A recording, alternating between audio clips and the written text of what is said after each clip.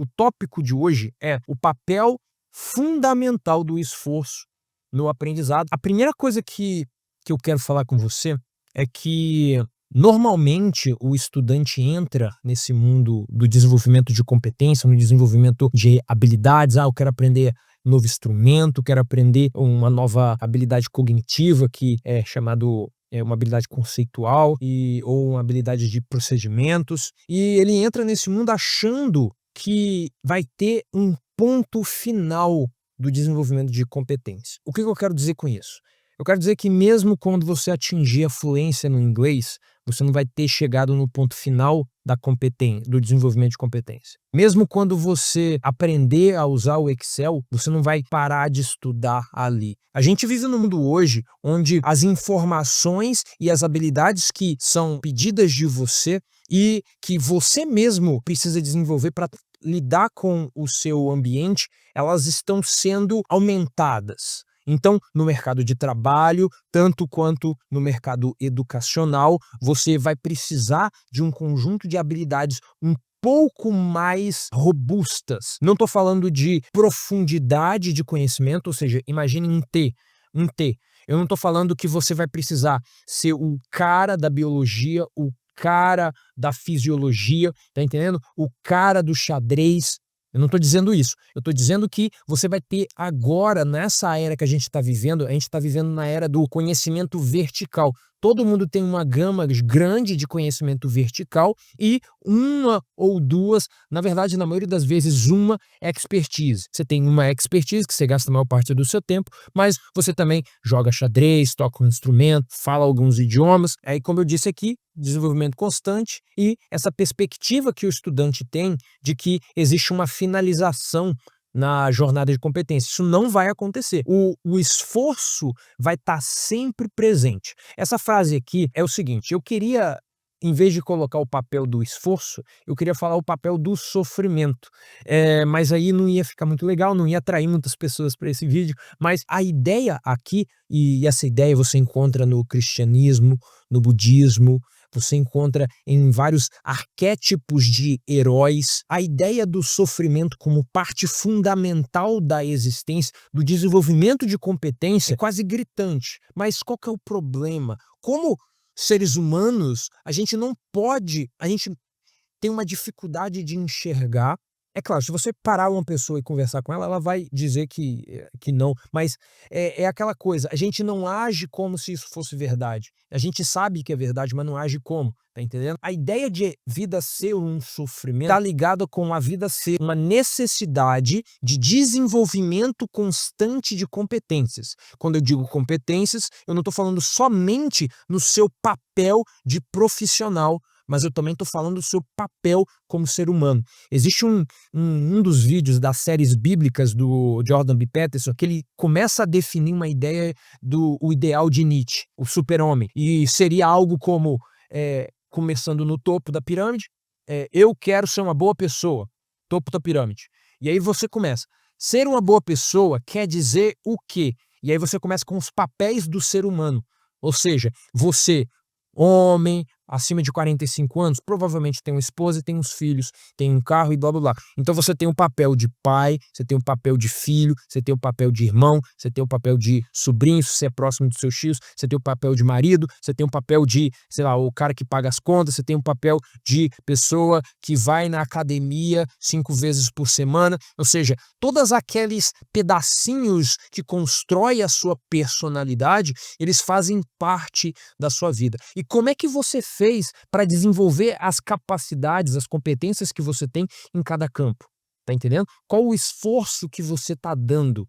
Muitas vezes os estudantes confundem essa ideia também, e eu acho bem interessante, que você vai estudar muito, sei lá, matemática, e aí você vai fazer estudos por ciclos. E aí estudos por ciclos eu tenho 5 horas para estudar, eu vou estudar na primeira semana 5 horas de matemática, todos os dias, e aí eu vou matar aquela matéria e eu vou passar para a próxima matéria na semana seguinte. E isso, para mim, é um erro gigantesco. Por que é um erro gigantesco? Porque você não vive, não aprende somente uma matéria. Isso é até na metacognição. Porque na metacognição você aprende que quando você intercala tópicos, de matérias, pode ser da mesma matéria, mas de matérias diferentes também, o aprendizado a longo prazo tende a ser superior. Então, como eu estou falando aqui, a vida é sofrimento, mas aí eu substituí por esforço. Por que que é sofrimento? Porque você precisa carregar um peso. Existe um peso que precisa ser carregado, que é o peso da responsabilidade pela sua vida. E o problema disso é que é difícil enxergar esse peso quando não é pedido de você esse esforço. Tá entendendo? Então, quando não é pedido de você esse esforço. Aí eu comecei a falar sobre a Mel Robbins. O que que é a Mel Robbins? Mel Robbins, ela criou a ideia da regra dos 5 segundos. Regra dos 5 segundos. E que regra que é essa? Eu falo daqui a pouco. Mas a ideia da Mel Robbins é que você, ser humano, eu, ser humano, a gente não sente vontade de fazer nada que tire a gente da zona de conforto. A gente não sente vontade de gastar nenhuma energia. A gente não quer sofrer. Isso é, tipo, óbvio. Tá entendendo? Eu gosto de pensar assim, que se você fala pra mim que você gosta de sofrer, você não tá sofrendo, porque a ideia da palavra sofrimento é que você está tão desconfortável que você gostaria que aquele sofrimento parasse. Se você está gostando de sofrer, quer dizer que você não está sofrendo. Se você está gostando da dor, você não tá doendo, entendeu? A ideia do desconforto é uma aceitação da sua parte, do autodidata, de que o mundo que eu quero tornar real, isso daqui já é outro cara, é um cara chamado Tom Bileu. Mas a ideia do Tom Bileu é que poder que o indivíduo tem, esse poder está relacionado com a habilidade, ou seja, competência, de fechar os olhos e pensar em algo que você gostaria de fazer, ter ou ser, e abrir os olhos e ir em busca de tornar isso realidade. Tornar isso realidade. Beleza, deixa eu abaixar aqui. E essa ideia de poder, aqui nessa frasezinha, ele fala de várias coisas que estão envolvidas no sofrimento, mas não tem ali algo explícito dizendo, cara, tu vai sofrer, vai ser difícil, vai ser complicado. Ele só fala é a habilidade de fechar os olhos. E o que você gostaria que acontecesse no mundo, abrir os olhos e fazer acontecer. O que que isso tem a ver com a ideia da Mel Robbins? É que você não sente vontade de fazer o que precisa ser feito. Você sabe o que precisa ser feito. Você escreveu em algum lugar, você tem um mapa do futuro perfeito, o dia médio perfeito, você tem o roteiro, se eu fizer isso, se eu fizer aquilo, eu vou lá e vou ter o meu resultado. Beleza, você sabe o que precisa ser feito.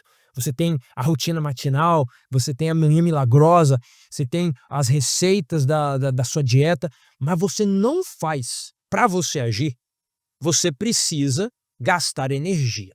Essas energias vão ser utilizadas para vencer as resistências. O que é resistência? É algo interno. Não é um cara gigantesco tentando impedir você de entrar em ação. Não, é algo mais sutil, é algo interno. Quando eu estou atendendo mentorados de desenvolvimento pessoal, a pessoa está com preguiça, está com procrastinação, quer aumentar a produtividade, e eu falo sobre isso que eu vou falar com vocês aqui, eu digo o seguinte, fica no jeito de tomar banho, ok? E coloca no banho frio, ok? Você não precisa entrar debaixo do chuveiro, você só precisa ir em direção ao chuveiro lá correndo com água fria. Nesse momento, você vai conseguir quase que enxergar essa resistência que eu falo tanto. Essa resistência é como se fosse um campo eletromagnético no estilo filmes de ficção que você mesmo cria internamente. E esse campo e essa resistência que te impede de entrar em ação. E aí a Mel Robbins chega com o pé na porta para vir aqui e falar, ó, existe um jeito. Existe um jeito para quê? Né? Você pode se perguntar. Existe um jeito para quê, Adriano? Existe um jeito para quê? Existe um jeito, olha só. Existe um jeito de você entrar em ação sem sentir vontade. Sua vontade que se dane. Se você quer ou não, não importa. É estranho falar isso. Concorda comigo? É estranho. Como assim eu vou fazer coisas que eu não quero fazer? Sendo que a gente faz esse tipo de coisa o dia inteiro. tá entendendo? O Eric Thomas, ele diz o seguinte: se você tá fazendo por alguém, você faz o dia inteiro.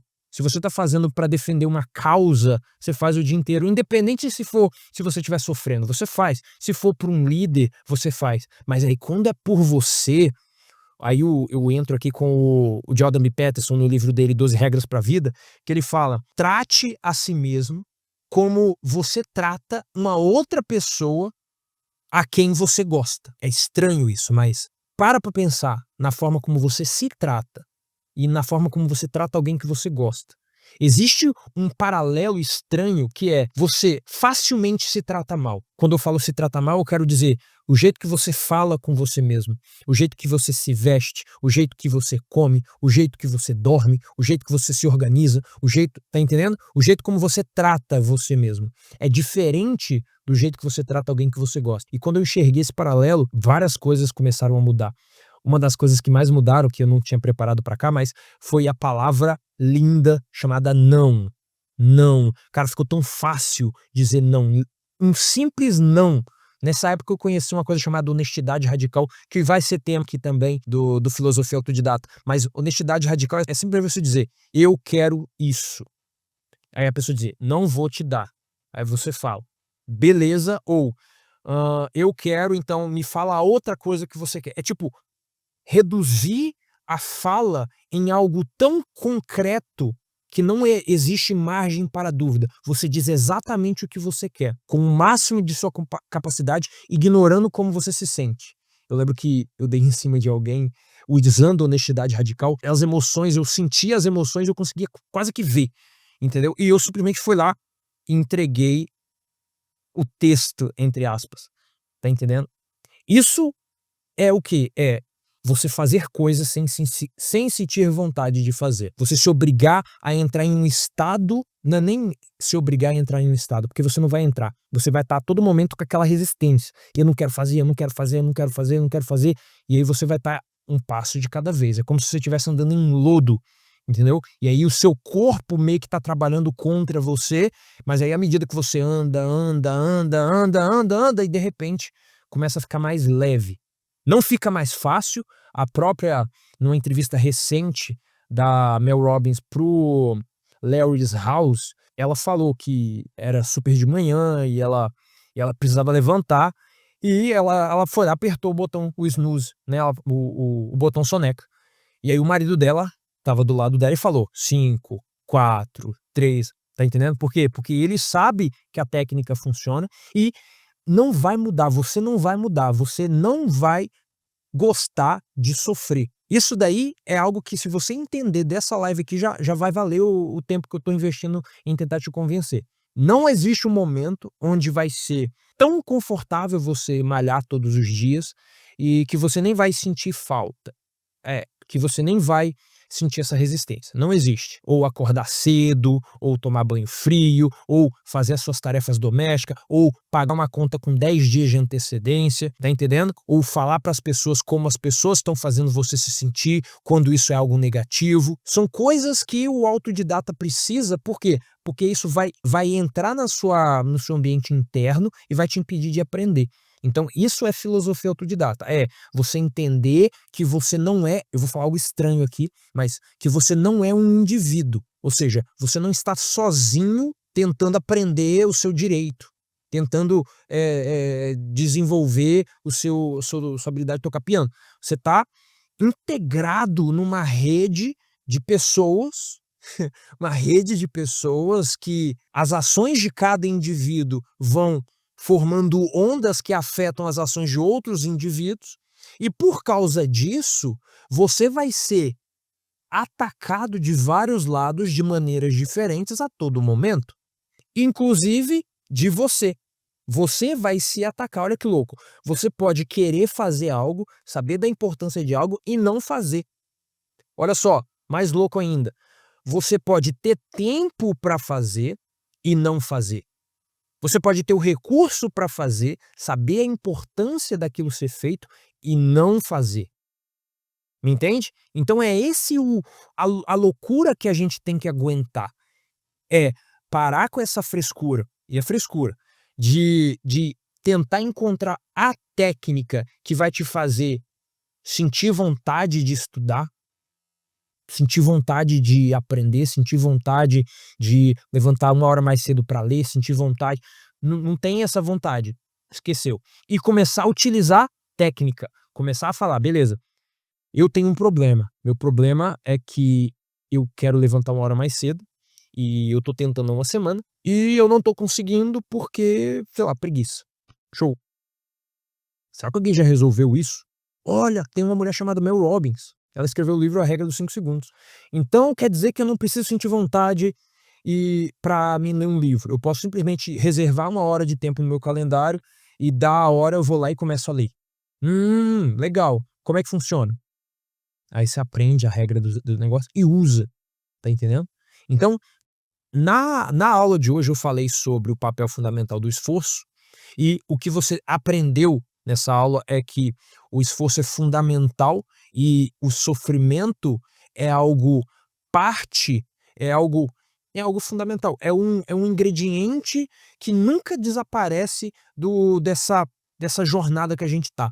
É um esforço constante e existe uma ideia legal que eu vi, no Instagram do Dr. Levis esses dias, das ideias do platô, que você sobe um platô, ou seja, quando você desenvolve alguma coisa, já ouviu falar da curva da aprendizagem?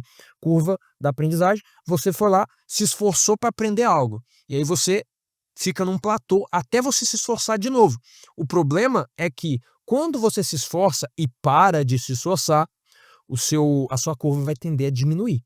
Você não vai esquecer tudo que você aprendeu, mas o que vai acontecer é que você vai quanto maior o espaço de tempo que você não revisita o que você aprendeu, maior a probabilidade de ser difícil recuperar da sua memória de longo prazo, até chegar ao ponto onde os neurônios que formavam os padrões daquele conhecimento, uma vez que você aprendeu, vários padrões foram formados de conhecimento e várias associações entre os neurônios foram formados, e aí quanto mais tempo passa entre o momento que você parou de estudar e ficou no topo do platô e o momento que você vai revisitar aquela informação, eh, mais fraca fica essas ligações neuronais.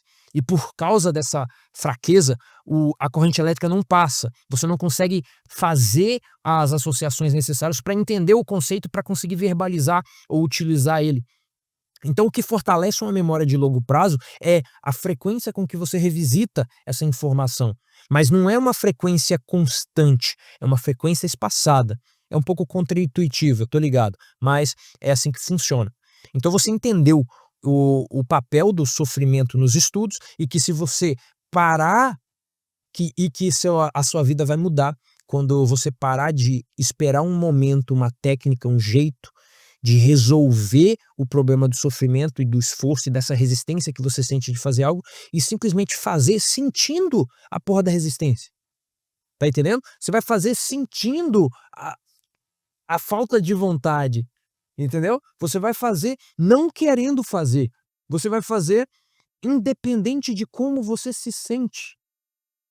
Não sei se ficou claro, mas se tiver ficado, amanhã vai ser um dia diferente para você, ou hoje, se você for estudar hoje ainda.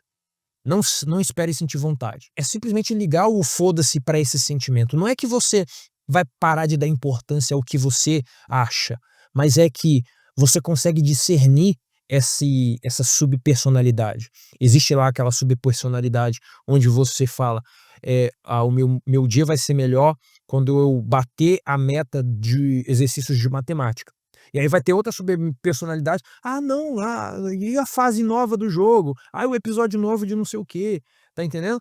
E a fulaninha que mandou o nude, tá entendendo? Vamos lá, é entretenimento, é mais divertido. E aí você escolhe por algo mais divertido, porque não gasta energia, consumir coisas na Netflix. É por isso que a gente maratona, porque não dá pra ficar cansado assistindo One Piece.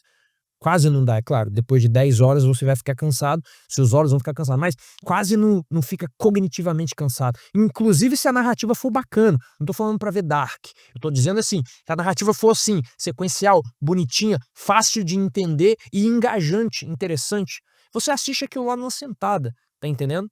Então, é parar mesmo de esperar que você vai baixar o Tony Robbins aqui, vai fazer um e desculpa o desrespeito, mas você vai fazer vai baixar o Tony Robbins e você vai sentir uma baita motivação, vai, conseguir o que você quer e vai terminar um dia incrível, e aí amanhã você vai fazer de novo, vai baixar o Eric Thomas, e aí você vai baixar um cara foda atrás do outro em você não vai acontecer. Amanhã você vai continuar sendo o mesmo você, depois de amanhã e daqui 1 ano. E se daqui 1 ano, olha só, imagina 2 futuros pra gente encerrar.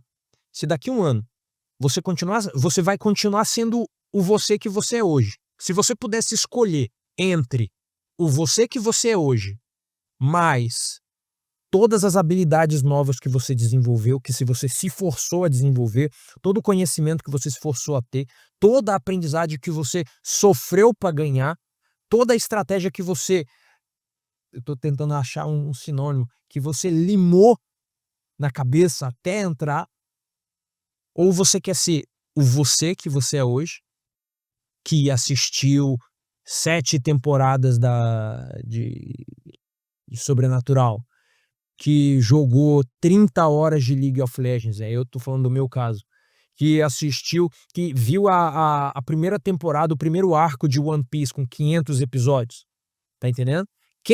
Qual você que você tá a fim de ser? Porque você vai continuar sendo o você. O que que muda? O que muda é o que você se forçou. Você aceitou a resistência, deu um passo para trás e continuou na felicidade? Quando alguém fala, o objetivo da minha vida é ser feliz.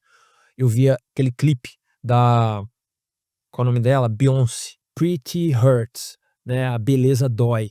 E aí, no início, o cara fala, what's your aspiration in life? What's your aspiration like? O que que você aspira? O que que você espera da sua vida? O que que te faz mover? O que que te faz tentar ser essa modelo linda e aparecer aqui na passarela e ganhar os prêmios? E aí ela falou, né? Ela falou, tem um clipe, né? Mas ela fala assim, eu queria ser feliz. E aí começa, Pretty Hurts, ou seja, beleza dói, e aí mostra tudo que ela teve que fazer, toda a montagem que ela teve que fazer, todo o sofrimento que ela teve que fazer, toda a falta de comida que ela teve que, tá entendendo? Por quê? Porque beleza dói. E não tem como você ser feliz e sentir dor ao mesmo tempo, você tem que escolher, beleza? Tudo é estado, tudo é estado. Então, essa é a mensagem do Filosofia do Autodidata de hoje.